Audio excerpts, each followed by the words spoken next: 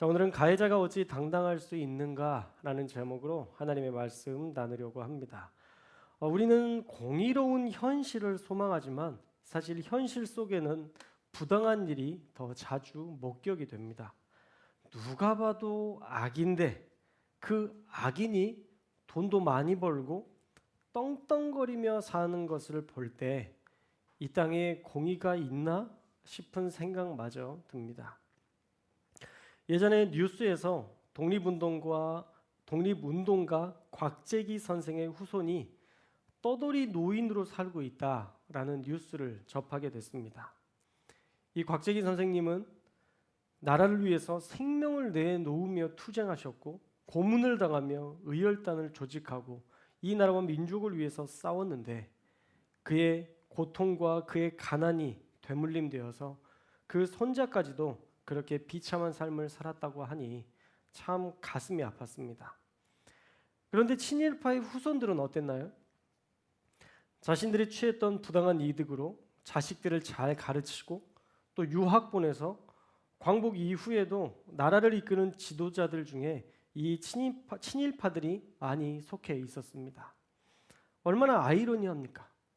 독립운동가들의 후손들은 떠돌이 신세인데 친일파는 나라의 리더가 되었다. 정말 부당해 보이고 하나님의 공의가 과연 이 땅에 실현되는 것인가 의심마저 듭니다. 어쩌면 지금 다말이 겪고 있는 이 현실이 훨씬 더 고통스럽고 수치스럽고 괴로웠고 또 부당하다라고 느꼈을 것입니다. 단지 이복 오빠가 아프다고 해서 주전부리라도 만들어주라는 아버지 다윗의 요청에 따랐을 뿐인데 상상도 못할 이 성폭행을 당했으니 다말은 지금 도저히 감당할 수 없는 현실을 마주대하게 된 것입니다. 사실 이번 주는 사무엘하 13장 7절에서 이 14절의 말씀, 이 본문을 다뤄야 했는데 암논이 이복 동생 다말을 범하는 이 끔찍한 장면을 자세히 다루는 것이 옳지 않다라고 판단돼서 성폭행 이후에 암논의 이 파렴치한 모습과 피해자 다말의 삶에 대해서만 다뤄보려고 합니다. 자, 여기에서도 죄의 특징이 나오는데요.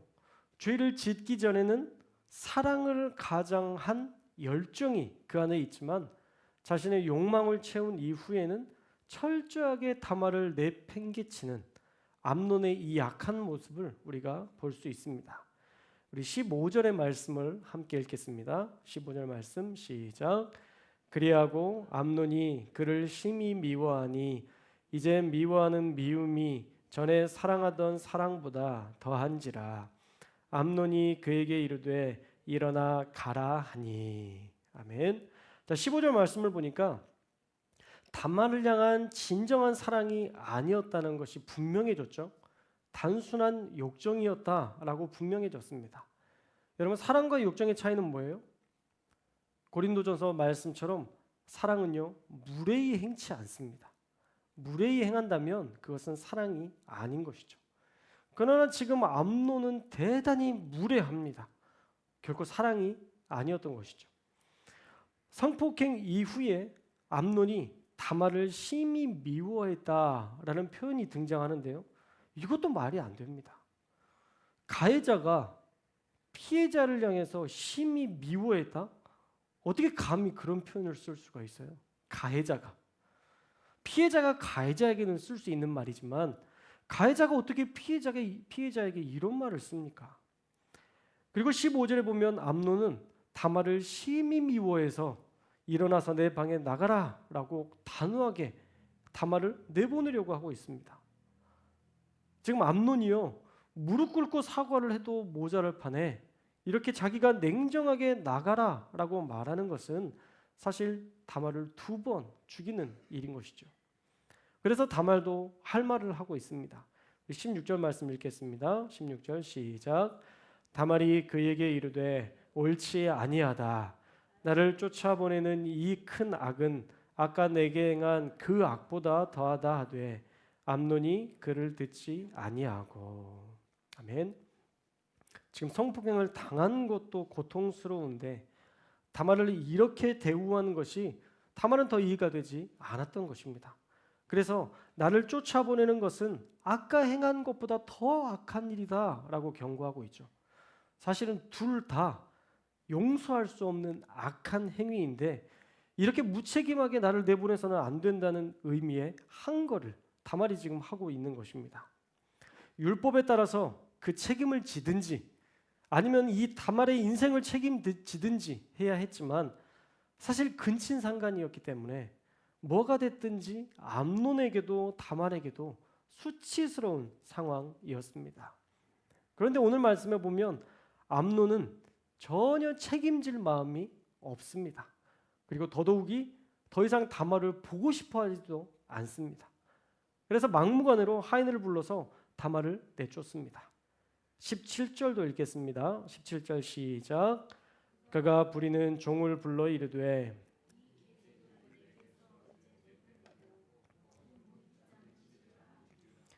예, 17절에 보시면 다말을 뭐라고 표현하고 있죠? 이 계집이래요. 와, 이게 말이 됩니까? 근데 이 계집이라는 표현이 오히려 더 뭐라고 그러죠? 고급스러운 표현이에요. 이 계집이라는 단어가. 왜냐하면 원문으로 보면요. 여자를 나타내는 단어가 아니라 물건을 뜻하는 단어를 썼어요. 그것 이렇게. 그러니까 사람 대우를 하지 않고 지금 내보낼 때도 무슨 혐오스러운 물건을 내버리듯 지금 다말을 그렇게 대했다는 것입니다. 그래서 직역하면 하인에게 너는 이제 제발 이것을 나로부터 분리시켜 밖으로 내보내라. 그리고 그녀를 내보낸 뒤에 문을 잠궈버려라 라고 말하는 것입니다. 그렇게 암논의 하인으로부터 다말은 물건 취급당하듯 내쫓김을 당했고 불쌍한 다말은 억장이 무너져서 재를 덮어쓰고 채색 옷을 찢어버리고 머리에 손을 얹은 채로 크게 울부짖게 됩니다. 우리 19절 말씀도 함께 읽겠습니다. 시작. 다말이 재를 자기의 머리에 덮어쓰고 그의 채색 옷을 찢고 손을 머리 위에 얹고 가서 크게 울부짖으느니라. 아멘. 자, 먼저 다말은요 재를 자기 머리에 덮어씁니다. 그 흙먼지를 자기의 머리에 덮어쓰는 거예요. 이 재는 상징적으로 무가치함을 상징합니다. 이런 재를 뒤집어 쓰는 행위는요 말할 수 없는 고통, 수치 그리고 자신의 무가치함을 표시할 때 이스라엘이 했던 그 이스라엘 민족들이 했던 상징적인 행동이었습니다. 구약에서도 여러분들 자주 이런 표현들을 보셨을 텐데 언약궤를 빼앗겼을 때 베냐민 사람들이 재를 뒤집어 썼습니다. 욥기서에서도 이런 말씀이 나오죠. 욥이 모든 재산을 잃고 모든 사람들 자신의 자식들이 죽어나갈 때 그가 재를 뒤집어 썼습니다.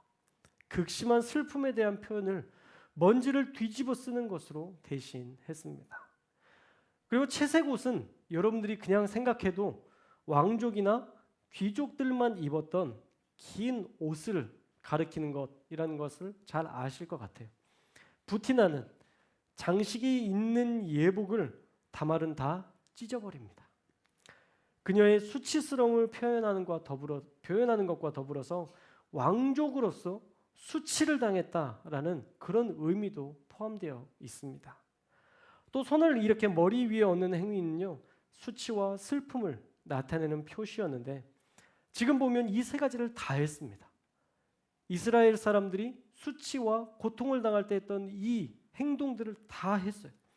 할 수 있는 모든 수치에 대한 표현들을 지금 다 했습니다. 그만큼 다말이 겪는 수치스러움은 이루 말할 수 없이 극심했다는 것을 우리는 알 수 있습니다. 재를 머리에 뿌리고 자신의 고결함의 상징인 채색 옷을 찢어버리고 손을 머리 위에 얹으면서 자신의 수치와 슬픔을 애도하며 다말은 크게 울부짖었습니다. 이 울부짖음이 하나님을 향해 기도하는 것인지 아니면 자신의 처지가 비참하여 울부짖는 것인지 분명하게 기록되어 있지는 않지만 그래도 확실한 것은 하나님은 그 울부짖음의 기도가 아니라 그냥 소리짓고 우는 것이라 할지라도 하나님께서 그 울부짖음을 들으신다라는 거예요. 출애굽기 2장 23절에 보면 이런 말씀이 나옵니다. 여러 해 후에 애굽 왕은 죽었고 이스라엘 자손은 고된 노동으로 말미암아 탄식하며 부르짖으니 그 고된 노동으로 말미암아 부르짖는 소리가 뭐라고요? 하나님께 상달된지라. 기도예요? 탄식이에요? 탄식이에요. 그런데 그 탄식을 누가 들으세요? 하나님께서 들으신다는 거예요. 뉘앙스로만 보면 탄식하고 부르짖다, 이것이 고통스러운 노동으로 말미암는 부르짖는 소리지만 하나님은 누군가를 괴롭게 하고 고통스럽게 하는 그 사람들의 울부짖음을 기도로 받으시고 들으신다라는 거예요. 그러면 지금도 마찬가지죠.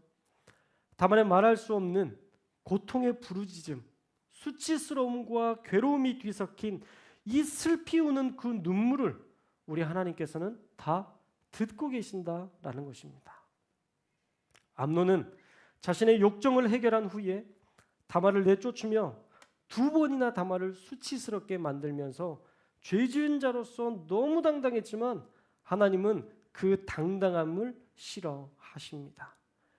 그래서 원래 제목을 가해자의 당당함을 하나님은 싫어하신다라고 지으려고 했다가 너무 길어서 가해자가 어찌 당당할 수 있는가라는 제목으로 제목을 수정했습니다.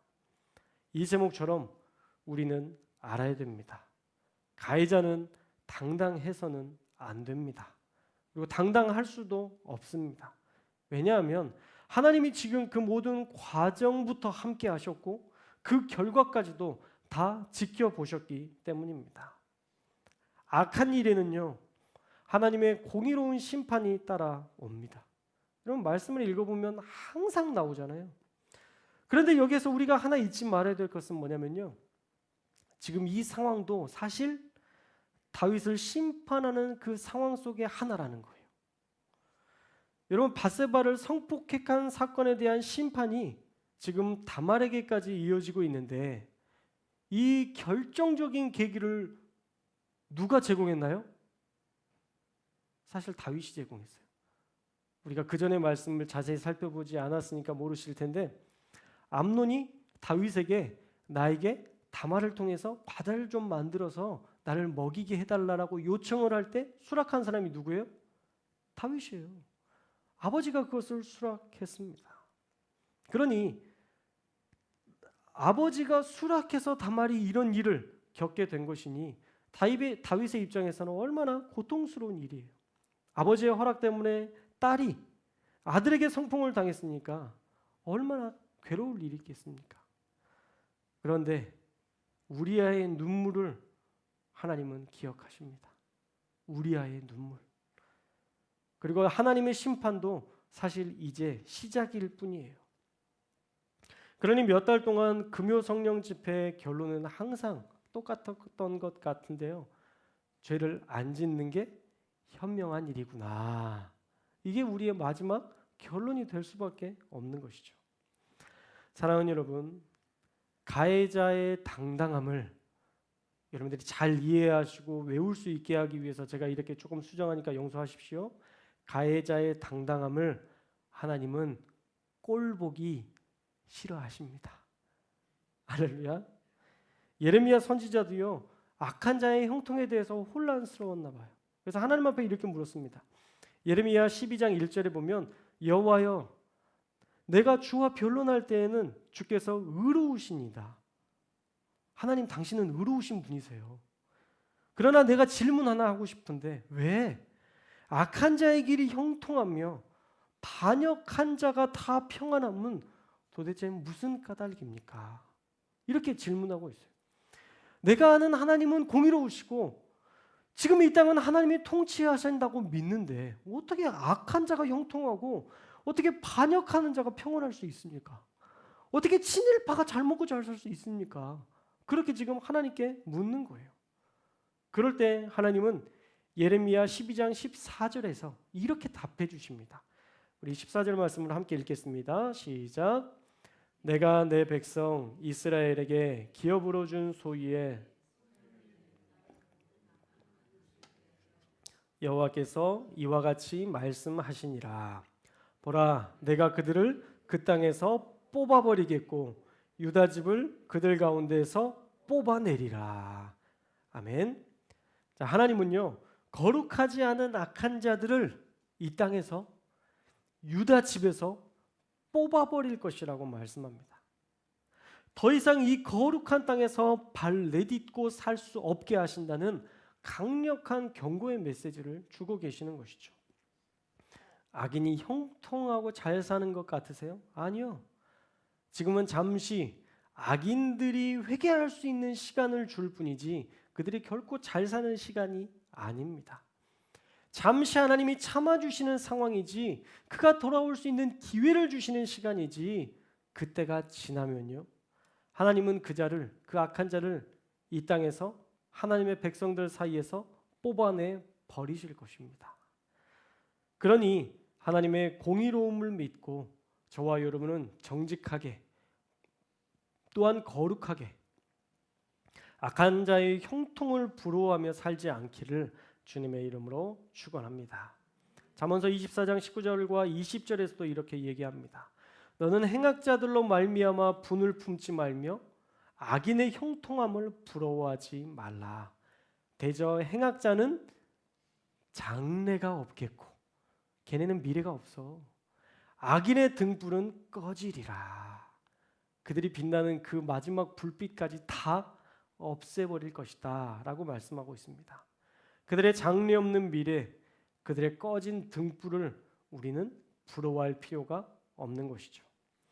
우리가 하나님 앞에서 살아가는 신실함은요 마침내 하나님의 공의로운 심판대 앞에서 칭찬과 명성을 얻게 하실 것이고 또한 악하게 살았던 그들은 상상할 수 없는 심판으로 고통당하게 될 것입니다.